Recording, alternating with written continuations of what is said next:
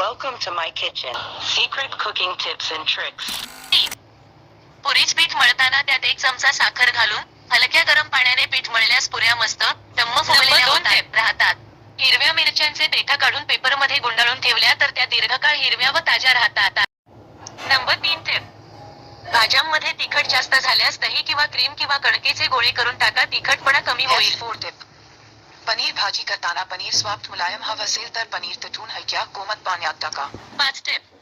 शिरा अधिक स्वादिष्ट करण्यासाठी रवा, साखर व तूप, दूध याचे समप्रमाण घेऊन शिरा करा. Number 6 C. लसूण पटकन सोलण्यासाठी लसणाच्या पाकळ्या हलक्या गरम पाण्यात 7-8 मिनिटे ठेवा. Number 7 tip. हिरव्या भाज्यांचा रंग कायम राहण्यासाठी किंवा ताज्या राहण्यासाठी लिंबाचा वापर करा. 8 टिप. पालक पनीर करताना पालक हिरवागार राहण्यासाठी कोमट पाण्यात लांच उकडवून लगेच बर्फ मिश्रित पाण्यात काढून यांनी मग वाटून या पालकाचा रंग मस्त हिरवा राहतो. 9